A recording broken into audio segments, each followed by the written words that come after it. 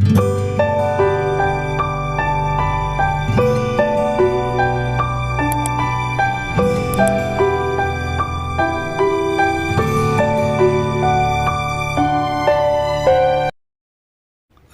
Bakar didamian pikeun ngatur perjalanan, onta jeung nu tuduh jalan kitu deui bebekelan.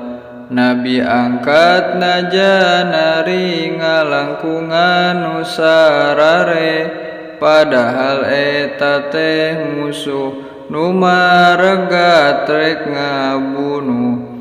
Isukna musuh galuyur nu diantos teh geus lungsur, ngan kari ali sorangan musuh ribut nareangan. Kangjeng sareng Abu Bakar nyara rumput di guhasur. Abu Bakar banget paur ngadangu musuh di luar. Tapi musuh teu nyangka Nabi nyumput jero guha, sanggeus 3 dinten nyumput ka Madinah teras angkat.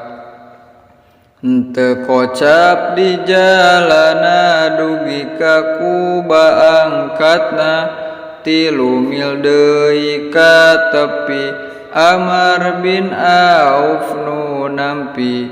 Kangjeng Nabi didinya liren kenging 14 dinten, teras nyebarkeun agama disambut ku jalma-jalma. Malah didinya ngadegkeun masjid digotong royongkeun, nu kaitung pangpayuna Masjid At-Taqwa ngaranna.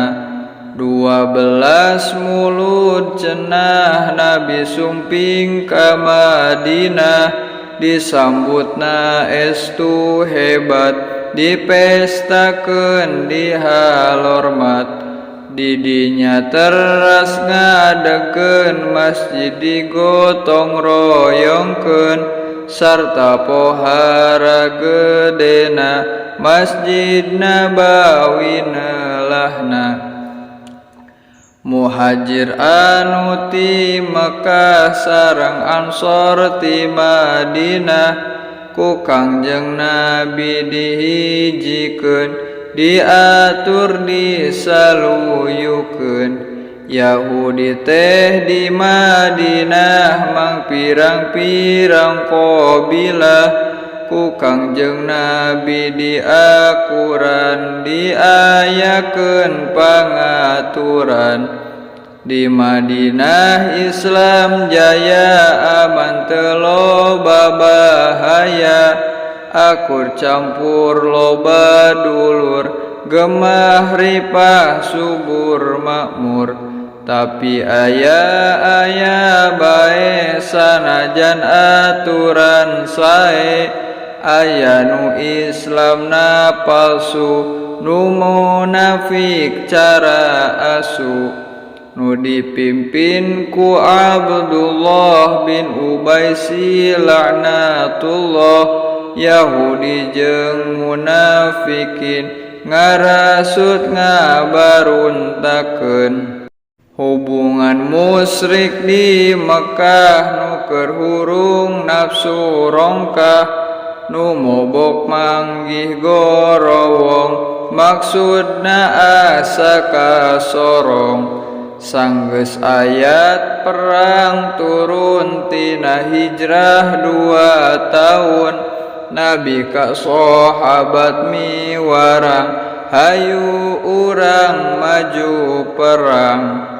Abu Jahal mimpin Quraisy 1000 leuwih ngabaris, muslimin mah ngan ngadalis 313. Di Badar dercampuh perang silih panah ting salemprung, silih tumbak silih gobang silih gada silih pentung nu taratu tinggararung tingko ceak menta tulung malah loba anu gugur nu borangan mah kalabur anu tiwas ti musyrikin 70 anu yakin Abu Jahal ge kasambut nyawana beres paragat ti muslimin 14 nu syahid nu pada ikhlas mulangna ka rahmatullah menang jaminan ti Allah tahun 3 tina hijrah perang Uhud nu katelah ieu ge alhamdulillah kaum musyrikin nu kalah tahun hijrah kalimana perang Khandaq nu jadina nu masyhur perang Ahzab riwayatna dina kitab tahun genep tina hijrah Nabi jeung sahabat ka Makkah 1400 jumlah bade haji sareng umroh barang dugi tepi suwiring ka Nabi aya salenting urang Mekah rek ngahalang